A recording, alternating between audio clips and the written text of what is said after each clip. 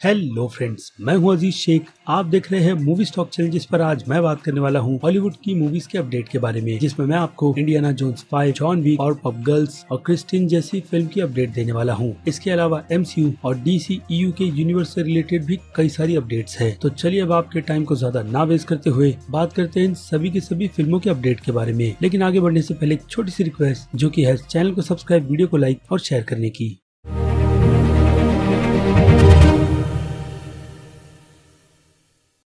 So friends, तो बात करें सबसे पहले अपडेट की, तो ये अपडेट है इंडियाना जोन्स 5 फिल्म से रिलेटेड, जो पूरे 13 साल बाद फिर से प्रोडक्शन में आई है। हालांकि फिल्म के 5th पार्ट को लेकर रूमर कई साल से चलते आ रहे हैं, इतने कि अब तक इस फिल्म के और 2-3 पार्ट्स बन जाते। लेकिन अब जो भी हो, इंडियाना जोन्स की सीरीज के हर एक पार्ट को यही चीज ध्यान में रखकर बनाया जाता है कि हर बार इस फिल्म के हर पार्ट अच्छे ही बने, जो कि अब तक ऑब्वियसली बनते ही आए हैं। और उसके पीछे अगर कोई चीज है तो वो है स्टीवन स्पीलबर्ग का डायरेक्शन, जिन्होंने इस फिल्म के हर एक पार्ट को डायरेक्ट किया है। लेकिन इस बार ये जिम्मेदारी उनके कंधों से हटाकर जेम्स मंगोल के कंधे पर डाली गई है, जिनकी तरफ से कंटेंट काफी अच्छे निकल कर आए हैं। यानी कि उनसे भी उम्मीद फैंस को उसी लेवल की लगा कर रखनी चाहिए, जिसमें मुझे नहीं लगता है कि वो बिल्कुल भी डिसअपॉइंट करेंगे। और अगर उनकी तरफ से आज की तारीख में किसी फिल्म को सेलेक्ट किया गया है तो डेफिनेटली फिल्म की कहानी में कुछ न कुछ खास बात तो जरूर होगी। इसके अलावा फिल्म की कास्टिंग की बात करें तो फिल्म में कई नामी ग्रामी एक्टर्स को लिया गया है, जिसमें हैरिसन फोर्ड तो है ही, इसके अलावा पोहेबी वॉल्टर ब्रिज, ब्रैड हॉलब्रूक, थॉमस क्रिक्समैन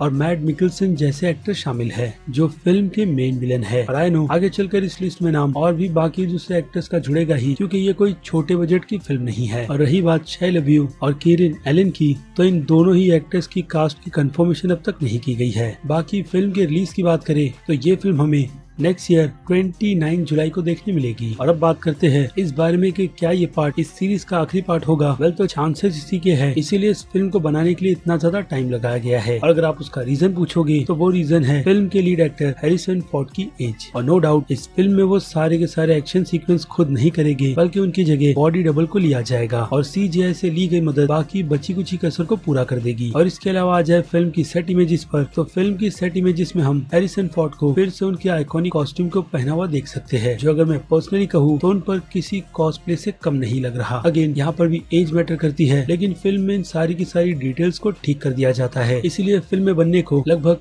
1 से 1.5 साल तक का टाइम ले लेती है। और उनके इस कॉस्ट्यूम को देखकर जो बात कंफर्म होती है वो यही है कि वो इस फिल्म में फिर से एडवेंचर राइड पर निकलेंगे। यानी नो डाउट फिल्म उन्हीं के कैरेक्टर पर सबसे ज्यादा फोकस करेगी, जैसी बात हैरिसन फोर्ड ने फैंस को क्लियरली कही थी कि उनके मर जाने के बाद ये रोल दूसरा कोई भी एक्टर नहीं प्ले करेगा। जी हाँ, ये बात खुद हैरिसन फोर्ड ने कही थी, क्योंकि वो अपने जिंदा रहते तो किसी और दूसरे एक्टर को इस रोल को प्ले करते हुए देखना नहीं चाहते। लेकिन अब ये फिल्म डिज्नी पिक्चर्स के अंडर आती है और इसकी परफॉर्मेंस बॉक्स ऑफिस पर काफी ज्यादा अच्छी रही। तो आपको भी पता है कि डिज्नी पिक्चर स्टूडियो इस फिल्म के यूनिवर्स को आगे कंटिन्यू ही करेगा, भले से ही हैरिसन फोर्ड अपने रोल के लिए रिटर्न आए या ना आए। इसके अलावा फैंस की डिमांड क्रिस प्रैट की थी, जो आगे चलकर इस रोल को काफी अच्छी तरीके से निभा सकते हैं। लेकिन हू नोस कि फ्यूचर में इस फिल्म के यूनिवर्स को लेकर क्या होगा। वेल, तो ये हो गई फिल्म की काफी इंपॉर्टेंट डिटेल्स। अब जो डिटेल मैं आपको इस फिल्म से रिलेटेड दूंगा वो काफी हैवी स्पॉइलर है, क्योंकि इस डिटेल में आपको फिल्म का ऑफिशियल टाइटल शायद से वही है वो पता चलेगा। और इसके अलावा एक कॉन्सेप्ट आर्ट की भी डिटेल निकल कर आई है, इसलिए स्पॉइलर को ध्यान में रखिएगा। और अगर आप अब भी यही है तो चलिए सीधे बात करते हैं पहले इस फिल्म के टाइटल की, जो अब इस लीक के अकॉर्डिंग एक तो इस फिल्म की डिटेल भी देता है कि इस फिल्म में विलन नाजी रहेगी, लिटरली नाजीज, जिनके टैंक को हम सेट इमेजेस पर तो देख सकते हैं। उसके अलावा फिल्म के टाइटल की बात करें तो ये टाइटल इस लीक के according Indiana Jones and the Empire of Evil रहेगा। और अगर आपको लगता है कि ये टाइटल फिल्म का शायद से वर्किंग टाइटल हो सकता है, तो अब आते हैं फिल्म के कॉन्सेप्ट आर्ट पर, जो कि ये है। और ये कॉन्सेप्ट आर्ट कई सारी डिटेल्स हमारे सामने रख देती है, जैसे कि हम इस फिल्म में मैड्स मिकेल्सन के कैरेक्टर को नाजी के किसी जनरल के कैरेक्टर का रोल प्ले करते हुए देखने वाले हैं। उसके अलावा नाजीज की टेक्नोलॉजी इतनी ज्यादा एडवांस हो गई है, या फिर उनके पास किसी तरीके की ऐसी टेक्नोलॉजी लगी है जिसकी मदद से वो लोग अपनी फोर्स को कई ज्यादा पावरफुल बनाते हुए चले जा रहे हैं। यानी कि इस बार भी इस फिल्म में कॉन्सेप्ट को एलियन से ही इंस्पायर कर डाला जा रहा है, क्योंकि कॉन्सेप्ट आर्ट में हमें स्पेसशिप बिल्कुल क्लियरली नजर आती है, लेकिन वहीं उस पर नाजीज का लोगो भी, जो हमें फिर से सोचने पर मजबूर करता है कि ये सारे के सारे इन्वेंशन नाजी वाले ही कर रहे होंगे, जिनकी थियरी से हिस्ट्री भरी पड़ी है। नाजीज कई ज्यादा एडवांस टेक पर काम कर रहे थे, और हाँ, उनके हाथ एलियन की टेक भी लगी थी, इसके अलावा एलियंस भी। तो शायद ये फिल्म वैसे ही किसी डिटेल्स को एक्सप्लोर करेगी। I hope it all goes well. बाकी नीचे की कॉन्सेप्ट आर्ट अर्थ के बाहर यानी कि स्पेस के सीन सीन दिखाती है और शायद से ब्लैक होल भी, जिन्हें देखने और समझने के बाद मैं अगर अपने रिजल्ट की बात करूं तो वो यही होगा कि ये फिल्म सच में क्रेजी होने वाली है। बाकी आप अपनी राय इस फिल्म को लेकर कमेंट में लिखकर बता सकते हैं।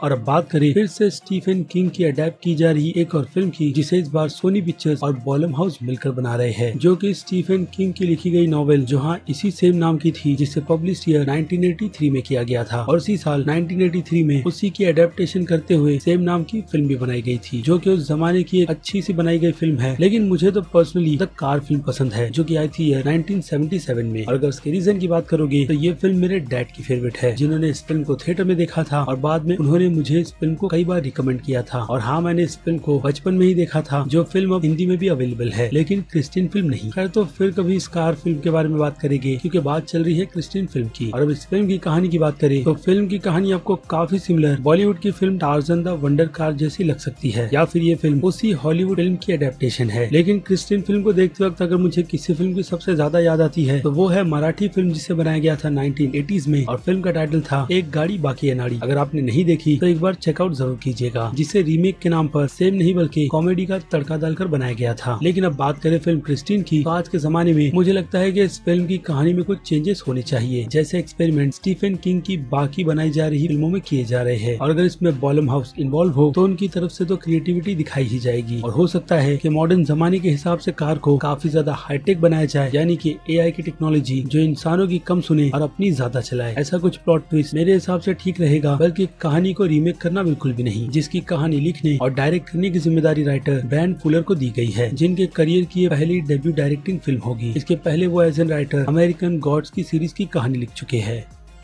और अब क्विक अपडेट की बात करें तो पहला अपडेट है कॉन्स्टेंटाइन के प्रोजेक्ट से रिलेटेड, जिसे सीरीज कहा जा रहा है। और हाँ, ज़टाना के प्रोजेक्ट को उसकी राइटर ने ऑफिशियली फिल्म कंफर्म कर दिया है और ब्लू बीटल की फिल्म को ऑफिशियली एक्सक्लूसिव HBO मैक्स पर रिलीज किया जाएगा। और अब फिर से आते हैं कॉन्स्टेंटाइन पर। तो इस सीरीज के प्रोजेक्ट को लेकर जो डिटेल्स निकल कर आई है कास्टिंग यानी कि लीड एक्टर को लेकर, तो डेफिनेटली आपको पसंद नहीं आएगी, क्योंकि अभी के लिए रूमर उस लीड कैरेक्टर के रोल के लिए स्टेज एक्टर को कास्ट करने की जा रही है, जो चलिए अच्छी बात है। लेकिन इसके अलावा स्टूडियो इस रोल के लिए किसी ब्लैक एक्टर को ढूंढ रहा है। अब आई डोंट नो इस रूमर में कितना दम है, लेकिन सच में यह आइडिया बहुत ही बुरा है, जिसका रीजन मुझे तो आपको एक्सप्लेन करने की जरूरत बिल्कुल भी नहीं। इसके अलावा बात करें एक्वामैन 2 फिल्म के बारे में, यानी कि इस फिल्म के टाइटल के बारे में, तो जेम्स बॉन्ड की तरफ से शायद से कहो एक्सीडेंटली इस फिल्म के टाइटल को रिवील कर दिया गया, जो कि Aquaman and the lost kingdom है। जिस पर और कोई बड़ी डिटेल आती है तो एक अलग वीडियो बनाकर मैं आपको उसकी सारी की सारी डिटेल और कंप्लीट ब्रेकडाउन दे दूंगा कि ये टाइटल कॉमिक बुक की किस कहानी से इंस्पायर किया गया है। तो अब DC वालों की बात हो रही है, उसी में MCU की भी बात कर लेते हैं, जो किसी फिल्म का अपडेट नहीं बल्कि MCU के यूनिवर्स का फ्यूचर है एक हिसाब से मुझे लगता है, क्योंकि ये आर्टिकल मार्वल के ऑफिशियल वेबसाइट पर आया है, जिससे कंफर्मेशन मिलती है एक अनस्क्रिप्टेड डॉक्यूमेंट्री की, यानी कि MCU की अनस्क्रिप्टेड डॉक्यूमेंट्री, जिसमें यही इंस्पायरिंग स्टोरी एक्सप्लेन की जाएगी कि कैसे MCU वालों ने नहीं बल्कि डिज्नी वालों ने अपना दिमाग चलाकर इस यूनिवर्स में फीमेल्स के कैरेक्टर पर ज्यादा फोकस किया, जो कि अगेन एक अच्छी बात है, लेकिन उसका भी एक लेवल होना चाहिए। और अब इस कॉन्फिडेंस से तो ऐसा लगता है कि डिज्नी या फिर कह लो MCU फीमेल सुपर हीरोज पर ही सबसे ज्यादा ध्यान देने वाला है अपने फेज 4 में, जो चीज होते हुए आप अपनी आंखों से देख रहे हो।